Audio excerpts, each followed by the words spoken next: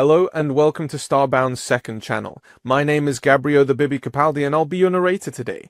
But before we get into today's story, please do check down below that you are subscribed to the channel. It's 100% free and helps us pop up on your feed a bit more often. It's of my understanding that you have replaced all the zookeeper machines for living humans, Director. I've been told you even keep them inside the biomes with the predators. Can you explain yourself, Vector? Demanded Zoxnir, the royal inspector. Vector swallowed hard, his purple eyes widening as his mind struggled to articulate a convincing explanation of his decision to get rid of the zookeeper machines and replace them with living humans.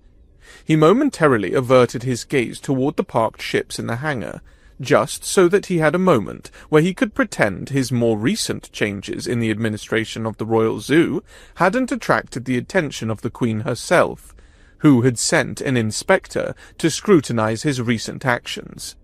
The hangar was made of metal, the royal ships bearing the insignia of the Usari monarchy, each parked under a bright spotlight. The bright lighting crossed straight through Vector's pale, translucent skin, highlighting the delicate network of veins that throbbed beneath his thin epidermis. His five-fingered hands trembled as he adjusted the collar of the director's uniform, the blue fabric contrasting sharply with his fearful complexion. The ceremonial medallion that marked his position was visible on his neck, growing heavier with each passing moment under the inspector's gaze. The seconds stretched into what felt like light years as Vector's anxiety mounted. When his eyes finally returned to the inspector, he could see that nothing at all had changed in Zoxnir's ice-cold composure. The sharp purple eyes, the transparent skin with a single red vein pulsing under his left nostril, and even the heart rate, visible through his transparent neck, a characteristic unique to their species, all remained as steady and unwavering as before. Finally, recognizing that he eventually would have to say something, Vector took control of his trembling lips and offered an explanation. The decision to hire humans as zookeepers was primarily financial, Inspector Zoxnir, he began, his voice steadier than he had expected. By replacing the keeper machines with humans, we've reduced operational costs by nearly 40%. The maintenance of the drones was becoming increasingly expensive, and their replacement parts had to be imported from the central systems at great expense. Humans, on the other hand, require only basic accommodations and sustenance. He paused, flexing his 5 digits nervously before continuing. But more importantly, the animals are healthier and happier now that the humans are taking care of them. Their reproduction rates have increased, aggressive behaviors have decreased, and overall, the exhibits have never been more successful. The Queen herself commented on the improved conditions of the Triaxian wolf pack during her last visit, though I don't believe I mentioned the management changes at that time. Zoxnir crossed his arms over his royal inspector's robes, but changed the position of his left arm slightly to the side, a deliberate action to keep his royal emblem in Vector's line of sight. I find it difficult to believe that any species, no matter how primitive, would work for less than machines that don't even need to eat, he said, his voice as rispid as his posture. And I certainly don't believe that humans could be good at taking care of anything. Their species' reputation tells me that they excel at fighting and solving problems through brute force, not at providing care for others. Their history is picture of destruction, not nurturing. Even the archives in the Great Library document 17 separate conflicts within their own planetary system in just the last century. Vector felt a bead of moisture form at his temple, the Usari equivalent of sweat. His hand instinctively moved to wipe it away before the inspector could notice. As absurd as it may seem, Inspector, the humans have proven to be exceptional caregivers to the animals. They possess an intuitive understanding of living creatures that our most sophisticated machines just couldn't replicate. They sense subtle changes in behavior that indicate distress or illness before our equipment can detect any measurable difference. Vector was still struggling to articulate his defense, but suddenly an idea struck him. His slender fingers interlaced as he leaned forward with a fleeting wave of confidence. Maybe words aren't sufficient. If you're willing, I could show you everything, take you to the biome enclosures so you can witness this new approach firsthand.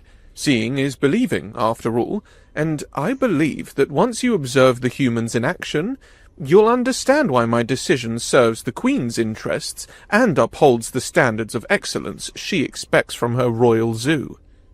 Very well, Zoxnir replied with a slight incline of his head. I suppose I can tolerate observing captive animals and human workers for duty's sake. His tone made it clear that this was not a concession, but a continuation of his investigation. My team will document everything we observe. Be aware that any discrepancies between your claims and our findings will be noted with particular emphasis. Vector nodded, relief washing over him at having bought more time. He gestured toward the exit of the hangar, leading the way as Zoxnir and his guards followed like silent ghosts, their movements fluid and synchronized in a way that made them seem more like a single organism than individual beings.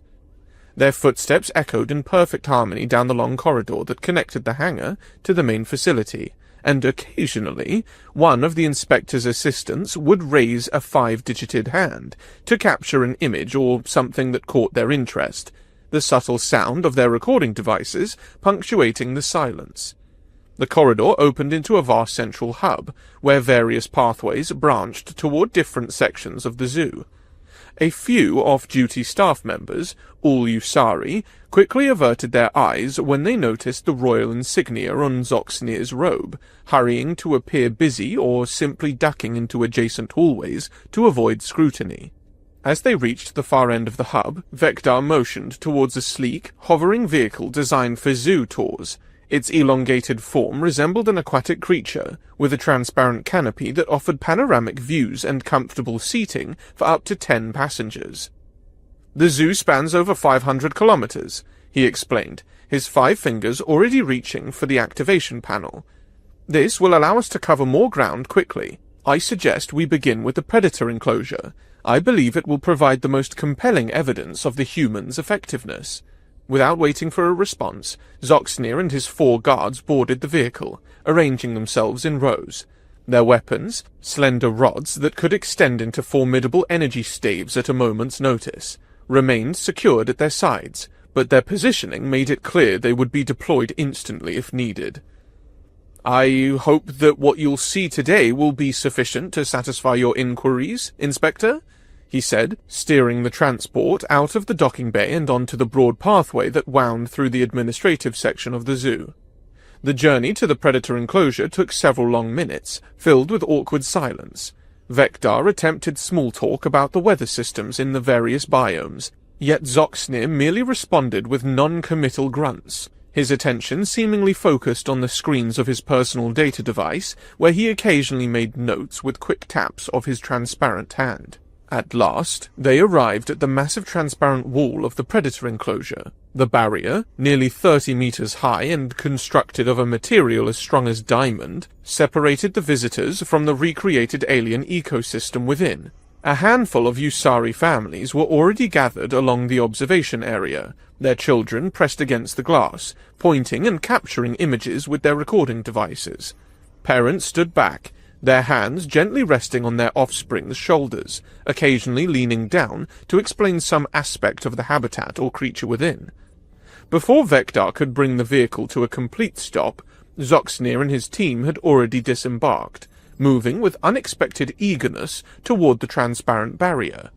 They leaned forward, their faces inches from the impenetrable wall, their purple eyes scanning the landscape beyond. Vector hurried to join them, maneuvering past a small group of school-aged Usari. He was anxious that without proper context the inspector might form a negative impression. The contained biome stretched so far that the ceiling vanished into an artificial horizon, creating the perfect illusion of an alien world. Rust-colored vegetation dotted the rocky terrain, with tall, spiraling formations resembling Earth's stalagmites rising from the ground at irregular intervals. A purple-hued river snaked through the landscape, its banks teeming with smaller creatures that served as prey for the enclosure's main inhabitants. Vector followed Zoxnir's gaze and immediately identified what had captured the inspector's attention. Soaring above one of the rock formations was a merlar, a majestic predator standing over 3 meters tall when at rest. With a wingspan of nearly 8 meters, its leathery red wings moved, creating waves of crimson with each powerful stroke. The creature's elongated head featured 6 eyes on each side, offering a 360-degree field of vision. Its body tapered to a spiked tail that served both as a weapon and a rudder during flight. Before the humans were introduced, Vector explained, pointing at the magnificent creature with an outstretched finger. We lost at least 1 drone every 3 days to the Merlars. They're from Culvaris, a high-gravity world with extreme atmospheric conditions. No machine we designed could manage them without causing harm. The drones were either destroyed by the Merlars or forced to employ restraint measures that caused the creatures physical and psychological distress. We tried 17 different drone models over a period of 5 years, each more sophisticated than the last, and still couldn't resolve the issues. I assume you're about to tell me how humans solved this problem for you? Zoxnir said, his tone dripping with skepticism. He tapped his data device, and one of his assistants immediately moved to a better position to capture imagery of the Merlar in flight. Vector hated the tone and having his intentions read so transparently, but he swallowed his anger and spoke as evenly as he could. Yes, the humans found a solution where our technology failed, he confirmed, directing the inspector's attention to a figure moving across the rocky terrain below. A human, small against the background of the massive landscape, walked confidently beside a grounded Merlar, guiding it with what appeared to be nothing more than a thin, almost fragile-looking leash. The human's specialized suit couldn't hide the casual way with which they moved alongside the potentially lethal predator. Occasionally, the human's hand would reach up to stroke the creature's neck in a gesture that seemed almost affectionate. What you're witnessing is revolutionary, Vector continued, unable to keep a note of pride from his voice. The humans have established flying competitions for the Merlars. Both species enjoy these events tremendously. Previously, the Merlars were chronically bored, despite how many kilometers we expanded their habitat. They fought among themselves, often inflicting serious injuries. Now, the humans ensure they're never understimulated. They've created obstacle courses, hunting simulations, and even social activities that stimulate the Merlar's competitive behaviors. He tapped a control on his wrist device, bringing up an array of charts and graphs. The reproductive rates of the Merlars has reached parity with their native world populations. There's no greater proof that the humans have made them genuinely happy. We've documented a 70% decrease in aggressive incidents between specimens and a great increase in natural mating behaviors. The inspector stepped back from the glass, turning to stare directly into Vector's eyes. These humans must be astronomically expensive, he said, his fingers drumming against his data device. Any intelligent species would charge a premium to put themselves in such danger. Are you diverting funds from other areas of the zoo's operations? Perhaps neglecting less visible aspects of maintenance or care? The Queen would be most displeased to learn her royal zoo was being mismanaged financially, especially after the last budget increase she personally approved on your recommendation. Vector opened his mouth to respond, but found himself suddenly at a loss for words. How could he explain the peculiar arrangement he had with the humans without making it sound suspicious? The truth was so bizarre that even he sometimes questioned whether he fully understood it. As he struggled to articulate a reply, his fingers fidgeting nervously with the edge of his uniform, A movement from the other side of the transparent wall caught everyone's attention. A human astride a Merlar soared past, mere meters from the barrier, the creature's wings creating a whooshing sound that was audible even through the thick divider. The Merlar executed a complex aerial maneuver, spinning in a tight spiral before leveling out and gliding parallel to the observation area. The human rider leaned close to the predator's neck, one hand on the specialized harness, the other extended outward for balance. Both human and Merlar seemed to be moving as a single entity, their movements synchronized in a way that no machine could have achieved. Several visitors gasped and applauded at this impressive sight. The unexpected performance bought Vector precious seconds to collect his thoughts. The financial arrangement is actually the most remarkable aspect. He finally begun his explanation. The humans mostly agree to work for free. They have sponsors from their own species, and they've developed what they refer to as a new sport.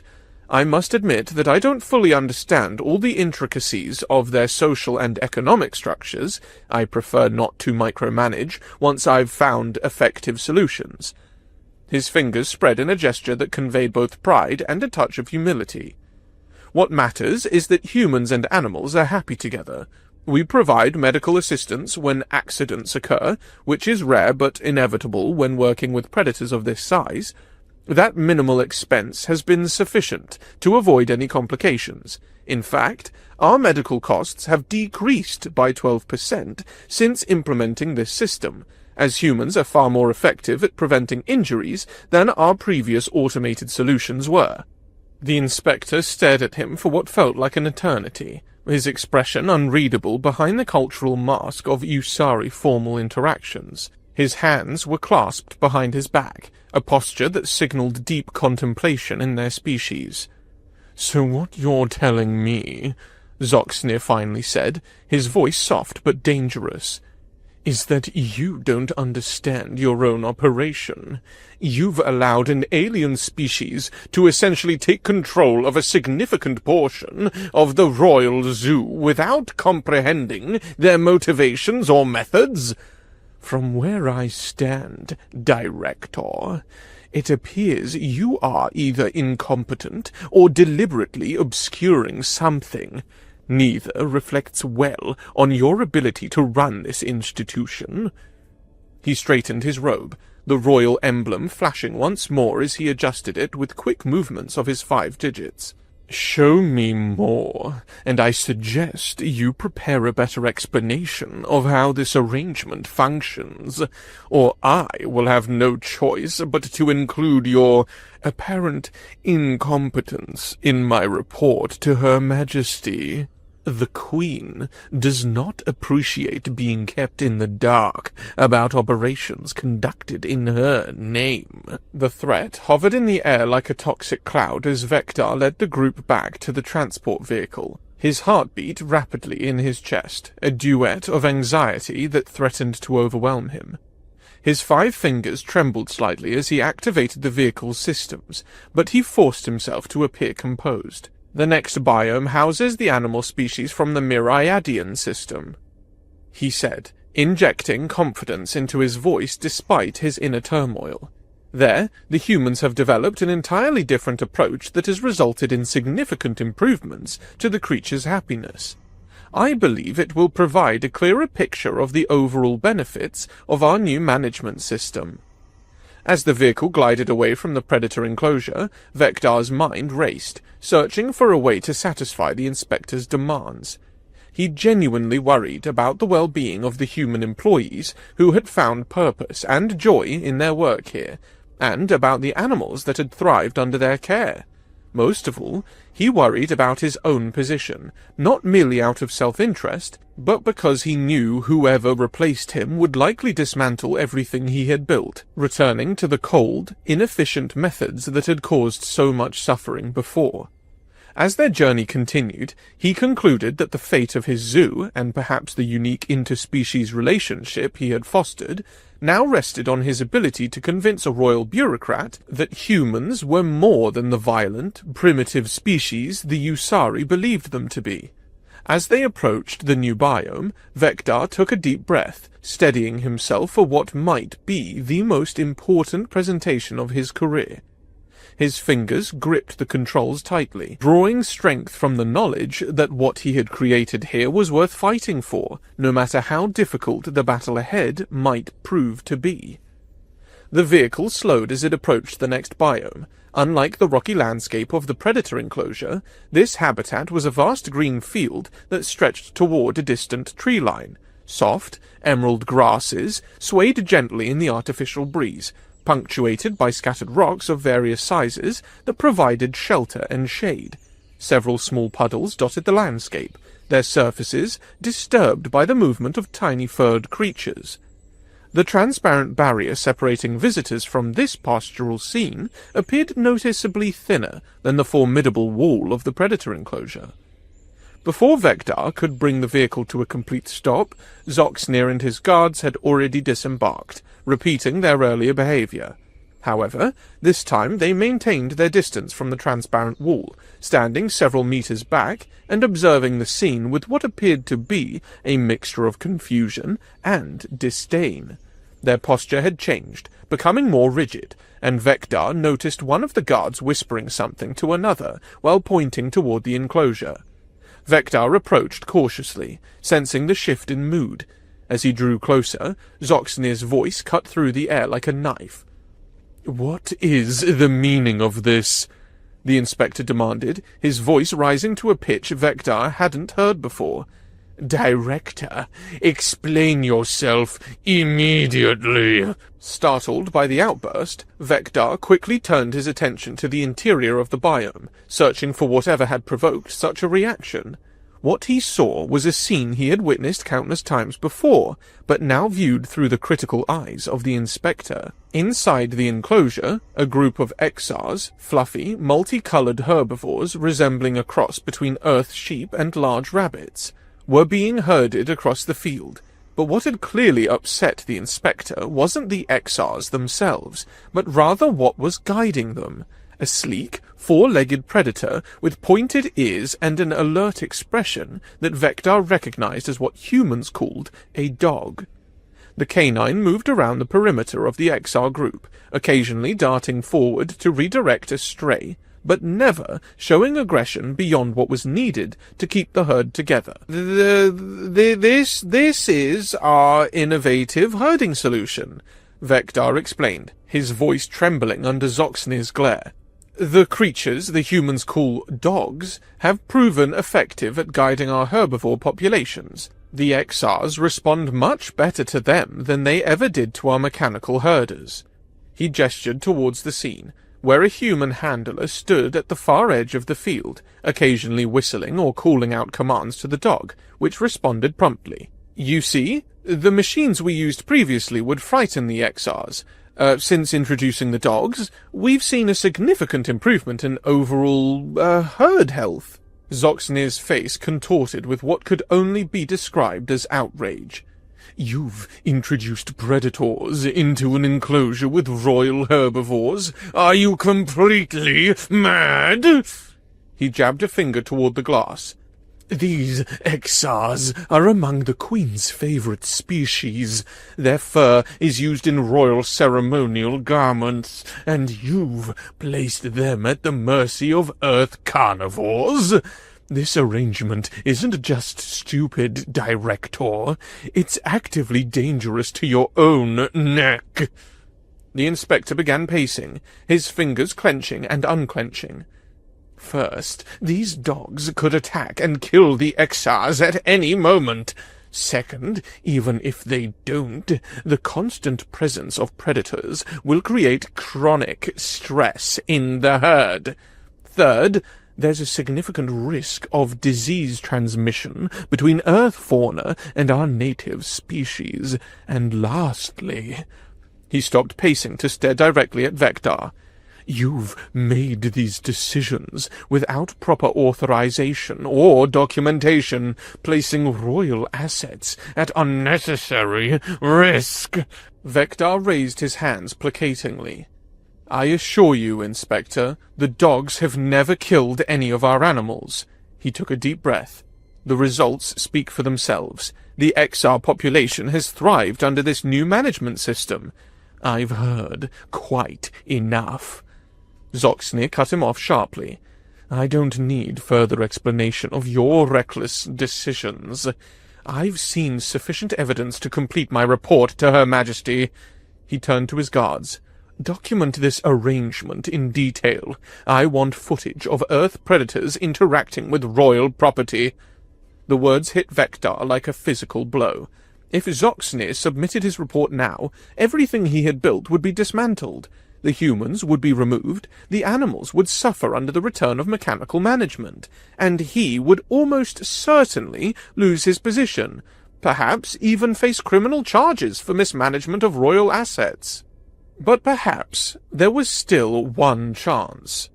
Vector's mind raced through the biomes of the zoo, searching for one that might yet sway the inspector's opinion.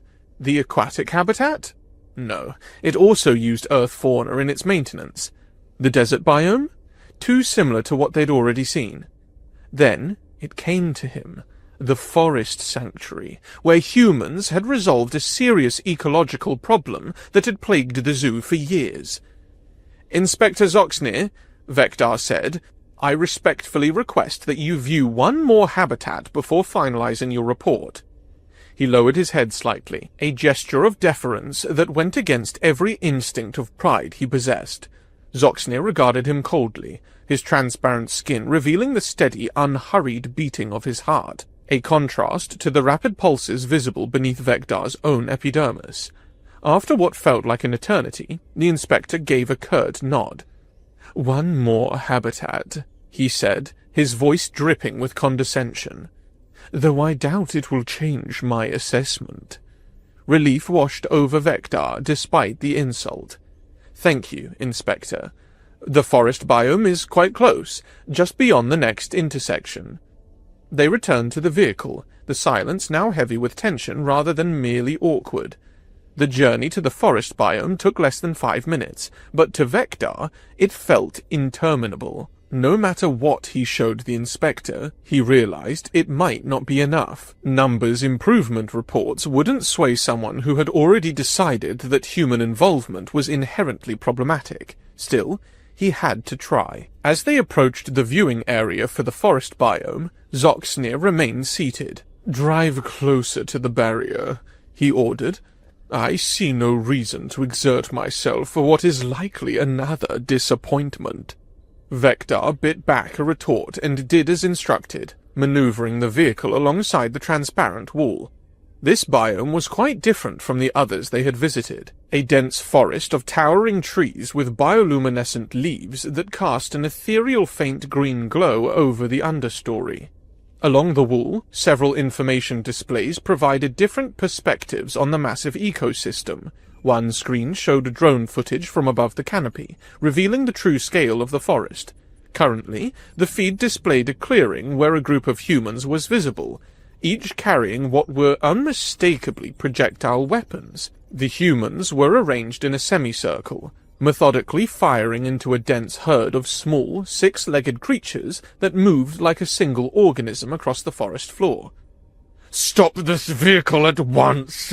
Zoxnir screamed, his composure finally shattering completely. He lunged toward the display screen, his finger stabbing at the image of the humans with their weapons. "This is precisely what I expected! You've allowed humans to slaughter animals belonging to Her Majesty! All your talk of care and improvement was nothing but a smokescreen to hide this barbarism!" The inspector's face had flushed to a deep purple. "These animals are royal property, and you've given aliens permission to hunt them for sport? Are you crazy?" Vector was flabbergasted. He had expected skepticism about this particular solution, but not this level of fury. He rushed to explain before the situation deteriorated further. "Inspector, please, what you're seeing is an ecological intervention, not slaughter for sport," he said hurriedly. Those creatures are Velix beetles, an invasive species accidentally introduced in the forest biome during the previous administration. They reproduce exponentially and devastate native flora, threatening the entire ecosystem. Before the humans offered their assistance, we were forced to deploy military-grade drones to cull the population, at enormous expense that we have now eliminated. Zoxnir was not placated. So now you admit to having an infestation in a royal biome, and your solution was to invite armed humans to shoot indiscriminately within a controlled environment? What about the risk to other species? What about the integrity of the habitat itself? Each question came faster than the last, leaving Vector no opportunity to respond. And I suppose these humans are also working for free, the inspector continued sarcastically. Out of their famous generosity and love for alien ecosystems, you expect me to believe they receive no compensation for this convenient service? Vector knew that nothing he could say would salvage the situation, but he tried nonetheless. The human hunters work only for the meat and hides of the beetles, which they consider delicacies and valuable materials, he explained, knowing how strange it would sound. They actually compete for the opportunity to participate in these culling operations. We save millions of credits annually by not purchasing military drones, while achieving better results with less collateral damage to the ecosystem. The inspector's face had moved beyond purple to an alarming shade of violet. "That's it. This inspection is concluded," he snapped. "Director Vector, consider yourself relieved of duty pending the Queen's review of my report. I've seen more than enough to recommend immediate termination of your employment and a complete reversal of these reckless policies." Before Vector could respond, Zoxnir had activated the vehicle's engine. "We're taking this transport back to our ship. You can request another vehicle from your soon-to-be former staff." With that, the inspector and his guards sped away, pushing Vector aside, leaving him standing alone beside the forest biome viewing area. For several long moments, Vector simply stood there, then slowly moved to a quiet corner away from the handful of visitors who had witnessed the confrontation. He leaned his head against the cool surface of the wall, not crying. Usari physiology didn't allow for tears, but taking time to process the certainty that he would lose his position. After all his work, all the improvements, all the care he had put into making this zoo a place where both animals and their caretakers could enjoy, it would all be undone by someone who couldn't see past their prejudice against humans. A gentle pressure on his shoulder startled him from his thought. When he turned, he found himself face to face with a group of human hunters, still carrying their weapons, who had apparently noticed his distress from within the biome and come to the barrier to check on him. The one Vector knew personally, Derek, a veteran hunter with a scarred face and kind eyes, stood at the front of the group. "You okay, Director?" he asked, his voice slightly muffled by the communication system built into the wall. "We saw that official-looking fellow storming off with your ride. Didn't look like a friendly chat?" Vector was about to offer a reassuring lie, to maintain the professional distance he had always kept with the human workers, but looking at their genuine concern, he realized there was no point in pretending. The truth would be evident soon enough when they were all replaced by machines. Instead, he poured out the whole story: the surprise inspection, the inspector's prejudice, the misunderstanding about their hunting activities, and the certainty that the Queen would follow Zoxnir's recommendation to terminate the human management program. He explained how he had been treated with contempt, despite the demonstrable improvements in animal welfare and operational costs, and how everything they had built together was now threatened. The humans exchanged glances, muttering among themselves. "That's a raw deal, Director," said one woman, shaking her head. "After all you've done for this place?" "The animals were miserable before you brought us in," added another. "Those Merlians were tearing each other apart out of boredom." And the breeding programs were failing badly, a third hunter chimed in. Derek had remained quiet during this exchange, his weathered face thoughtful. Finally, he spoke. You know, Director, I think there might be a solution to your problem. Vector straightened up, his attention fully captured. He had witnessed enough human problem-solving methods over the past 3 years to recognize the look in his eyes. What do you mean? A slow smile spread across Derek's face. Well, you might not be aware of just how much money is involved in this Merla racing circuit these days. Both the Syndicate and the Free Orbit pirates have been betting big on those riders. We're talking billions of credits changing hands during major competitions. He placed his hand against the barrier, 5 fingers spread wide, mirroring where Vector's own hand might rest on the other side. What do you think might happen if someone accidentally informed them that some stuck-up inspector was about to shut down their favorite gambling opportunity with a report to the Queen? Vector took a moment to process what the human was suggesting. The implications slowly crystallized in his mind, but remarkably, his first concern wasn't the morality of the intervention. I don't have any means to contact those particular human factions, he said hesitantly. Derek smiled wide. All we need is a yes from you, Director.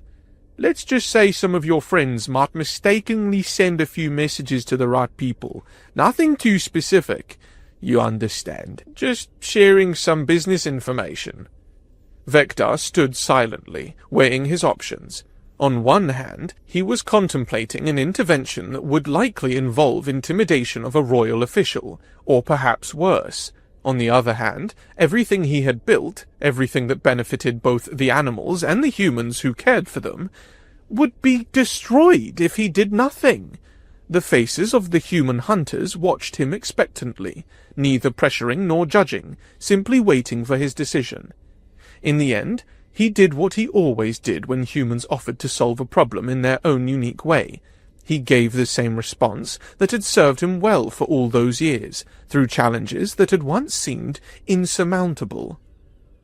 As long as no animal is harmed and no human is killed, Vector said slowly, you are free to solve the problem as you see fit.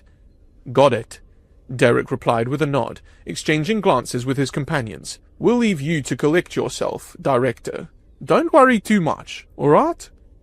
As the humans moved away, back toward the depths of the forest biome, Vector remained by the barrier, contemplating everything he had learned during his time working with Earth's most unpredictable species. The Usari had always believed that control and predictability were the hallmarks of effective management, but humans had taught him a different truth, that effective solutions flourished in freedom, that trust often yielded better results than surveillance, and that sometimes the best solution wasn't the one you designed, but the one you allowed to happen, and that, occasionally, not knowing how the problem was solved was itself the best solution.